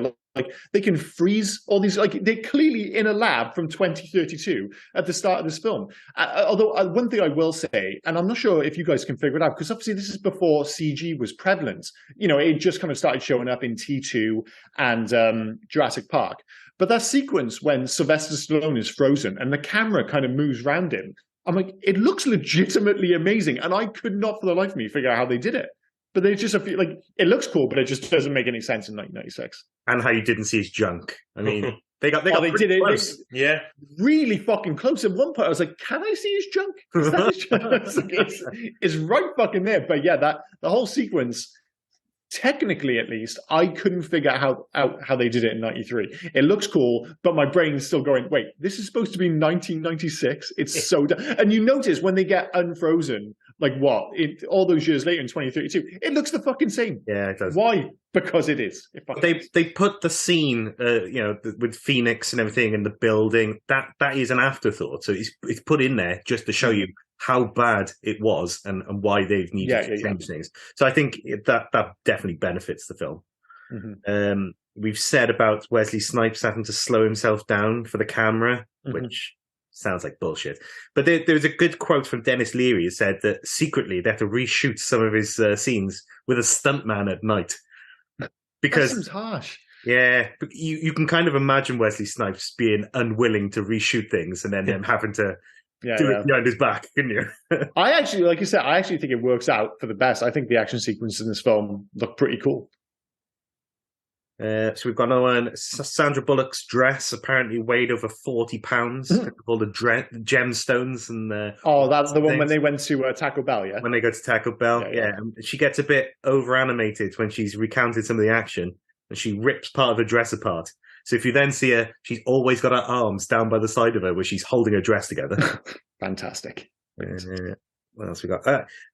Original choice for the villain was Jackie Chan. Yeah. Yeah, I heard about that. Like, he didn't want to. It was a big thing back in like the 80s and 90s about like these big action stars not wanting to play against type. They never wanted to be the bad guy. Like that was like nowadays it's not so much of an issue, but back then it was almost like they were protecting their kind of brand, so they never wanted to be a bad guy. And I think that was one of the issues. Why was that the only reason Jackie Chan didn't take the role? Wasn't it? That he just didn't want to play a bad guy? He didn't want to be a baddie. Yeah, but I mean, he has no charisma. For a start, you imagine it would be a very different film with Jackie Chan in it. With Jackie Chan, admittedly, his charisma has got, but I think a big part of his issue was the language barrier. Yeah. Whereas, like, I think he does have charisma. He just, for the longest time, didn't have very good English. But yeah, in 1992, 93, that would have been an issue. He wouldn't. There's no way he would have had the charisma of Wesley Snipes. And it would have been a different film because he would have had to throw in all the Jackie Chan shit. I don't mean that in a derogatory manner. His fight style is completely different. You would end up like if you've got Jackie Chan 92, 93, you've got to have stunts. You've got to have him doing wacky shit. That's part of his shtick, isn't it? So yeah, I don't think that would have worked. There was other rumored people to play that role as well before Snipes, Steven Seagal and Jean-Claude Van Damme. But apparently they also turned it down for the same reason. They didn't want to be villains. Seagal would have been interesting because he became villains. Yeah. Because he's huge. Like Seagal is a fucking big dude. Like, what is he? 6'3", 6'4", and a fucking chunky ass unit. That would have been an interesting thing on screen with him fighting Sylvester Stallone for sure. Seagal would only do it if he could have a private casting session with Sandra Bullock first. Oh, he's a dirty man. Ugh. He's a dirty guy. Absolutely, isn't he? If you think the idea, I'm making that up, but Jesus Christ, apparently that's how. Yeah, if you think Stallone and Bullock is like a slightly, dodgy combination, imagine, Seagal and no, let's not imagine that. Let's move on. That's gross. Okay, we've sort of done the three seashells, and it was the writer's friend had a bag of shells in his bathroom. So there you go. That's ridiculous. Yeah, Wesley Snipes' blonde hair. He hated it. He shaved it off straight away after the film. But iconic, though. Very iconic, and also taken as credit for Dennis Rodman. So yeah. That was. I'd say it was super popular at the time. We've done Taco Bell, Pizza Hut. No, that's shit. I'm not gonna bother with that. Yeah, Spartan's daughter again, cut out. Oh yeah. So that was gone. Sandra Bullock was. Her next film's going to be Speed, but apparently quite a few of the people on the set were saying this doesn't sound like a very good film. I'm not sure you want to go and do that. This bus movie, movie, and it later became. I didn't think that. I mean, it's one of those films like it could have been an absolute disaster, but obviously you look back and you're just like, well, it was the new Die Hard, wasn't it? It's like Die Hard in a building, and it's just like, well, we're just going to have it on a speeding bus. It was like the bad idea was Speed 2. We're going to take it from a very fast bus to a very slow boat. Ridiculous. I mean, it's just the worst idea. Like, do it on a plane, you fucking morons. Anyway, doesn't matter. Yeah, well, it worked out well for Sandra Bullock. In terms of the legacy for this film... Sorry, I've only got one more fact, sorry. Oh, yeah, I just want to cover one. Adrienne Barbeau is the computer's voice. She also voiced the computer in The Thing. Oh, yeah. Yeah, that's cool. That was it. You covered all the other facts for me there, so... In terms of legacy, it's a weird one, this, because it made 159 million and it was considered a hit. And we already mentioned earlier that it was released the same year as The Last Action Hero. Now, The Last Action Hero didn't actually make that much less as 139, but the production budget for that film was so much higher that it was looked at as a failure by comparison kind of thing. But yeah, 159. So it was a relatively modest hit, but I think it's turned into something of a cult classic. And I think a big part of it, as I said, is that people remember it maybe more fondly than the reality when you go. So if you have really fond memories of this film, perhaps just leave it in the past, because it's not a bad film. It's just not a great one. Did you like, did you like, or did you think they pushed it a bit too much? Her fucking up the 90s scenes? Yeah, they did hammer that a bit towards the end. Yeah. It's just like a running joke. No, I know what you mean. It's a running joke, but it's like, considering she's so obsessed with the time, like, how is she fucking upset? And it's not like, this isn't set 300 years in the future. This is set like 20 years later, you know? And it's just like, how are you getting this all so goddamn wrong? She's watching the movie. She's got like the Lethal Weapon poster in the background. It's like, I assume she's watching these movies on repeat. How are you fucking this up so bad? It is funny and it is quite cute and she pulls it off. But does it make any sense? No, it does not. But for me, it was like, leave her lick his ass. Because I thought that was funny. Just that was good, yeah. And then the other one where they don't know where a 187 is, and she just comes. There's no breath between it. Murder, death, kill. I know. It's just murder, isn't it? Yeah. They've murdered them. They haven't murdered, death, killed them. There's another murder, death, kill. We'll wait for a murder, death, kill. Is it a murder, a death, or a kill? I don't know. Doesn't matter. Sorry, I interrupted. No, it's quite right. I mean, to mention here, despite the fact that it is largely beloved by audiences, it did have a mixed critical response when it came out. Like, the critical response is actually much closer to our opinion now than how audiences certainly have felt about it for the last 10, 20 years, I guess. I think it's one of Snipes' most iconic turns. Like, he might not like the blonde hair, but it's memorable. And, I think one of the reasons this movie has lived on is because of Wesley Snipes. It really is the start of Sandra Bullock as an A-lister. You mentioned earlier that, this is a great one too. It's like, to go from this to Speed. It's like she had been in movies before, but she wasn't a big star. Like, this kind of put her on the map, and then to go straight into Speed. And she's so charismatic, isn't she? I mean, you mentioned earlier, one of the most accurate depictions of the future in many ways. Like, as much as it gets wrong, the other stuff it gets right, it really hits the nail on the head. And it's a shining light in many respects for Stallone in the 90s in terms of his cinematic output. So he's got this and Cliffhanger. I think Cliffhanger was maybe the next year, which was another big hit in a film I think a lot of people have fond memories of. But their releases in an otherwise rough run in the early to mid-90s for Stallone, which included Rocky V, Oscar, Stop or My Mum Will Shoot, Judge Dredd, and Daylight. It's like, God damn. It's like, people forget that Stallone really, because of those movies, absolutely fell off the Hollywood map for like a decade. It was only when he went back to the well in 2006 for Rocky Balboa and Rambo in 2008, two really good films, that he kind of got back, and obviously that led to the Expendables and stuff. But there's like a 10-year period where Hollywood will hardly touch him. And the only film I can really remember in that period, and when I have an oddly soft spot for, is, do you remember Driven from 2001? Oh, really?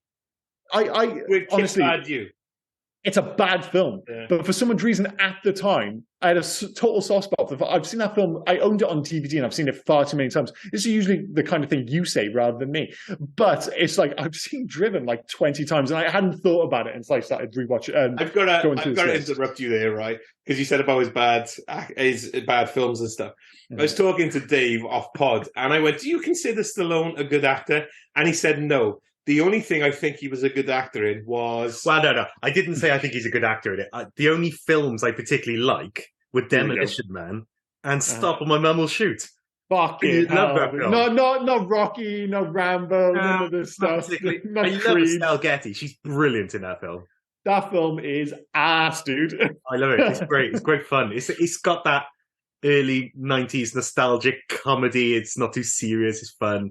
I love it. I just can't decide. What do I prefer more, Oscar or Stop or My Mum Will Shoot? It's like, I love them both so much. The thing you said then, I totally forgotten about the Expendables link.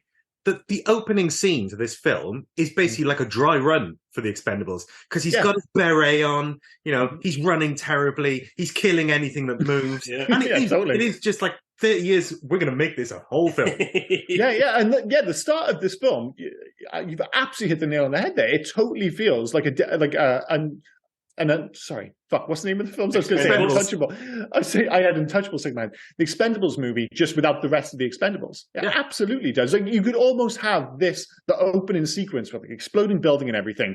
If people didn't know that it was Demolition Man, and you cut it into the Expendables, but as a flashback to him when he was younger, before he made the gang and stuff, you'd be like, yeah, I totally fucking buy that. Unbelievable. In terms of score soundtrack, we've already mentioned earlier, like the big shout are the jingles. Armour Hot Dogs, Jolly Green Giant, My Dog's Better Than Your Dog. That's the one that's in my head all the time. Dude, I still sing the songs every so often. I'll be walking down the street. My dog's better than your dog, my dog. And I'm like, what the fuck is that from? I'm like, it's from this. We don't know those adverts. They're just from this fucking film. Are they actual adverts? Yeah. They are. Yeah. Armour Hot Dogs are speaking in America. They're all legit. What is the end of that? The dogs kids love to buy or the dogs kids love to bite? buy, I assume. I think. Okay, and that's I don't know. It is an advert rather than a warning. I mentioned earlier, like the end of this film does start to sound like Batman and Robin. But Elliot Goldenthal, who actually worked, who did the score for this film, he actually worked on Batman Forever, so there is a link there. He also worked on Frida, Public Enemies, and a movie I've not thought of in the longest time, 2001's Final Fantasy, The Spirits Within. Do you remember that film? Hell, yes, I remember that. It's an oddly timely movie, though, because obviously at the moment with all the strikes and stuff, it's all linked to AI and that replacing actors and you know, people coming in for a day and then being scanned and then not getting paid again. There was a big issue with that in 2001, linked to this film, much more famous than the film, because obviously the film didn't turn out to be a hit. But I'm not sure if people remember that there was a big fuss, that there was a concern that actors were going to be replaced by CG models because it was seen to be so convincing back in 2001. Of course, if you go back and watch it now, it actually looks very dated. But there was a genuine concern at the time that this was the future of filmmaking. In the same way that there's a concern at the moment that AI is going to take over. So maybe AI is just going to be a flash in the pan, the same way like CGI was for movies in the early 2000s, because it just didn't take off. And a big part of that is because Spirits Within was just a flop, wasn't it? Nobody talks about that film anymore at all, other than me right now. But how could I forget Demolition Man by Sting? I had no idea Sting did a song for this film. Because he'd already done the song, didn't he? I had no idea. So the film was we should have done this in facts. The title is based on the Sting song, so he came in and redid the song for the film. So the song already existed, yeah, and then they kind of banged on at the end of the credits because it was just like, well, Demolition Man makes sense. Yeah. But they took the name for the film from that song specifically. Yeah. Oh, okay, fair enough. I thought they'd convinced Sting to make a song for this movie. And I was like, Jesus Christ, that's a big shout in like 92, 93. So it was just the other way around. Yeah, I think so. Yeah, but if you make a film and you tell them, it's like, oh, well, this movie is literally based off your song, it's a tough sell to say no at the end. He did come in and re-record the song for the film. That's the least he could do, I guess. Yeah. The least he could do. In terms of video games, there was the better-known Acclaim run-and-gun game for the SNES, Mega Drive, and Sega CD in '95, which was absolutely fine, but pretty forgettable. But there was also a lesser-known Verger Interactive version for the 3DO, which incorporated numerous different styles, but nobody played because... What the fuck is a 3DO? Yeah, exactly. There was a whole bunch of disc-based consoles that were released in the early 90s, just before PlayStation, Sega Saturn, and the N64 came out. So there's like the Philips something. There was the 3DO. What was it? I think it might have actually. The only one I remember of those disc-based ones, was it the Puma or the Jaguar, something like that? The Jaguar, yeah, that was later. That was actually more in line with your kind of traditional consoles. That was the Atari one. But there were a lot of big, very expensive CD-based consoles that came out, and the 3DO was one of them. Really big, really ugly, really expensive. Not many games. Didn't sell much. But you look back at that game, and it's like, it was ambitious. Like, it had a light gun section, it had one-on-one fighting sections, a first-person shooter section, and racing gameplay, all in the one game back in 93. But it just didn't work. And again, it was on the 3DO, so nobody bought it. There was actually a version planned for the PlayStation, the original PlayStation as well, but it never saw the light of day. In terms of a new game, I would go bizarrely with 343 Industries. They're the guys who make the Halo games at the moment. I have it envisioned that they do something similar to what they did with Halo 5, where you played half the game as Master Chief and half the game as a Spartan who was like chasing him down. And I think the only reason I really want to do that is because I have a real soft spot for Halo 5. It's like seen as like the ugly stepchild of the series, but I think it's a surprisingly decent game. But I just think basically they had the set, and they did the same thing with Halo 2, where you played half the game as the Master Chief, and then you cut back and forth between him and playing as the Arbiter. I'm like, it would be pretty cool if you could play half the game as John Spartan, half the game as Wesley Snipes. So half of it, you're being a good guy cop, albeit a demolition-y kind of cop, and then the other half, you're just being Wesley Snipes being horrendous, basically. So that's my modern-day equivalent for this film. It's interesting that you said that 3DO game was like it had a drive-in, the light gun, and the first person and the third person. Because when I was thinking about this and all the different aspects of this film, where you I know exactly where you're going.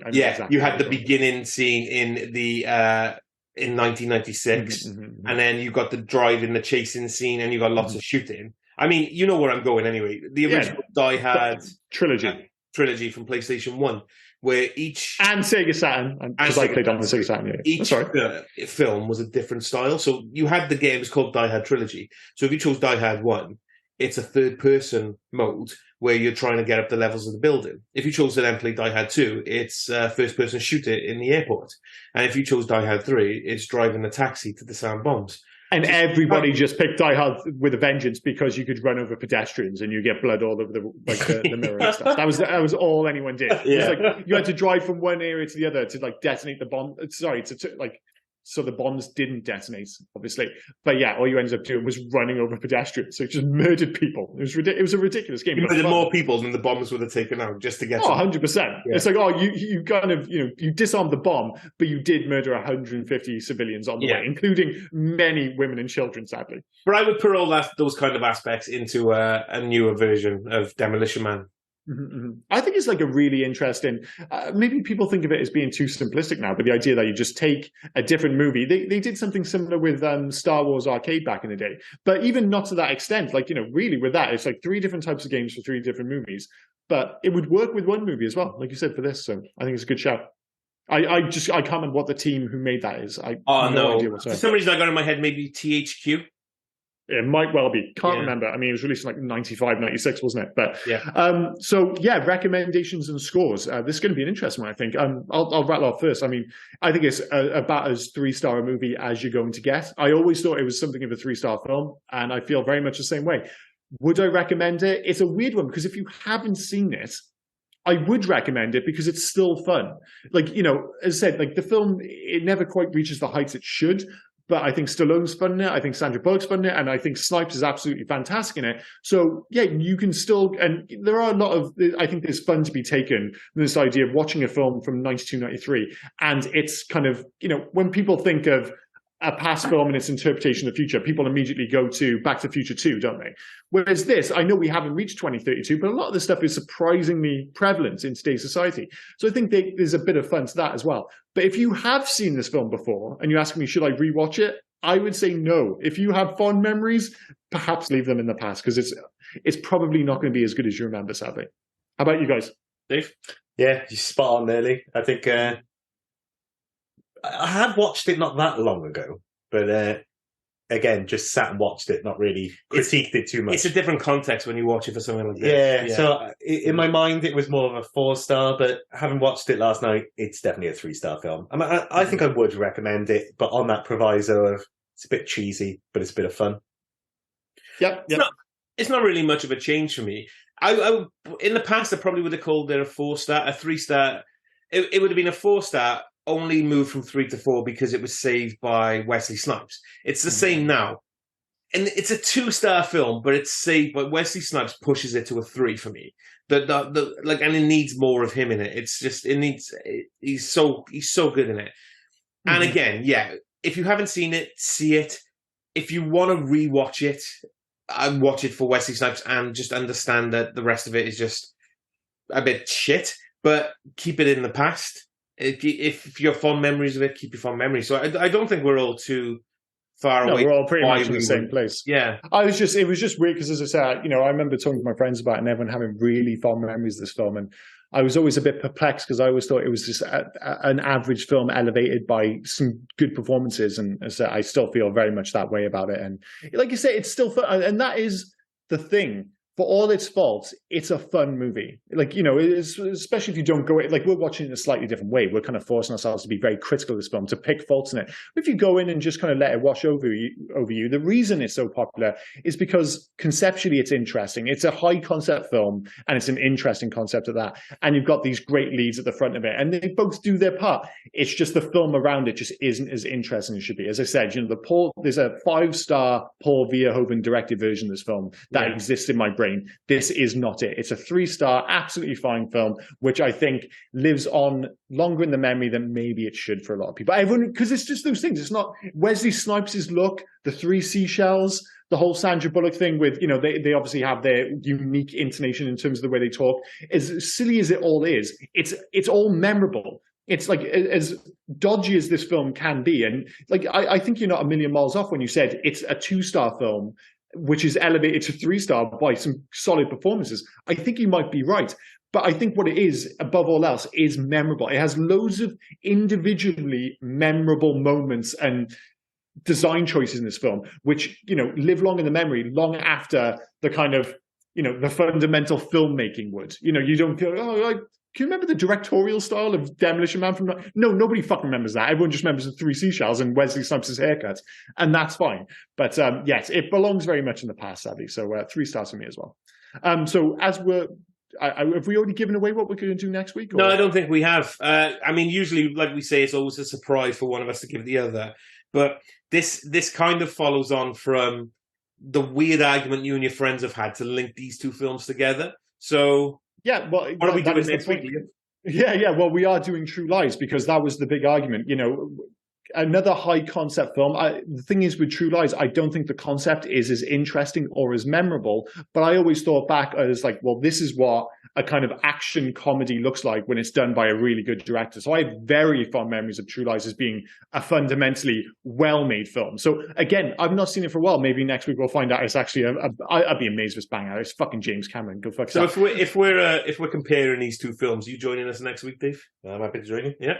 Sounds good. Yeah. Well, I think it's going to be interesting to go back to see if True Lies has stood the test of time in a way that, in many respects, Demolition Man hasn't. I know it stood the test of time in terms of being memorable, but as a movie, I don't think it necessarily stands the test of time. But it's been a while since I've seen it, so I'm really looking forward to going back and seeing it again. I'm a little bit concerned about films for a change instead of these fucking stupid blue people. Yeah. I mean, I'm an Avatar fan, but we all know that. But I'm a little concerned because, like, going into this, if it was a fantastic film, I would have been like, well, I was wrong, but I was fundamentally going in expecting to be slightly disappointed. Whereas, like, True Lies, I really liked that film growing up. And I'm like, oh, what if I go back and I watch and that film shit? It's going to be devastating. I suspect that's not going to be the case, but we'll find out next week. But yes, this has been Demolition Man. Next week will be True Lies. And join, Rob and Dave next week as we look back on that. What year was that released? 95, 96? 95, yeah, maybe. I'm not too sure. 95. Yeah. Well, we'll find out next week. So, thanks for listening, guys. See you next week. Catch you. Before we finish it, because Liam always ends it before I get to say anything, and this is why we have problems. Please vote for us on the British Podcast Awards Listener's Choice. Just go to British Podcast Awards, choose Listener's Choice, and vote for us as the Listener's Choice. And get a friend to do it, get a grandmother to do it, just anybody. Just a bot to do it illegally, whatever it takes. Just vote for us. Just do that. We'll put the links on the social medias as always. But now we can end the podcast. So thanks for joining us, Dave. And we look forward to next week. See you next week. Cheers, guys. Cheers. Bye-bye. Oh, and before we forget, here is Rob with all the finer details. Got to get through those, dude. Yeah, so basically you can find us on Twitter, Instagram, and Facebook at HeyYouGuys80s. We're also on email at HeyYouGuys80s@gmail.com. Please feel free to drop us any recommendations, any corrections or omissions we may have missed from any of the films that we've covered. Just get them in. And also, if you could, please leave us some 5-star reviews. That would really help us. And we'd like to thank, as always, Darry Fletcher at Darry Doodles for the fantastic artwork that we're now producing. Thanks for that, mate. Cheers, Darry. Yeah. And thanks again for listening, and we will see you next week. Cheers. Bye. Welcome to Hey Guys Podcast. I'm Rob, this is Liam, and this is Dave. And this week we've watched... You really got to start giving me a heads up when what you're saying first, because it catches me every time. I thought that was quite good. No, it was good. Right. Welcome to Hey Guys Podcast. I'm Rob, this is Liam, and this week we're joined by Dave. We watched Demolition Man, 1993, starring Sylvester Stallone and Simon Phoenix. I'm doing this off the cuff. I've totally forgot my intro. Because I didn't actually write an intro this week, because I want to talk about, straight off the bat, I did some actual investigation on the 3 seashells. And the only... So before you get into this, you did just say Sylvester Stallone and Simon Phoenix as the stars of the film. Yeah. I mean, even if you haven't done any preparation, I mean, that's just basic common sense. Even in my notes, I'm starting again, don't worry. But even in my notes, right, I've been writing down Simon Phoenix, and then the next line, Wesley Snipes. I keep jumping back and forth as well. We do it every time on this podcast. Yeah. Back again. Okay. Welcome to These Guys Podcast. I'm Rob. This is Liam, and this week we're joined by Dave. You didn't even say You Guys Podcast, right? Welcome to it, Right, well, this is fun. I'll see you next week. We're not finishing by half 10. I can't even get past the fucking intro. Wesley Snipes and John Travolta were in a movie. Oh God, what's happening? Oh, here we go. Right, Okay, stop. Here we go. Professional. No. Are you good?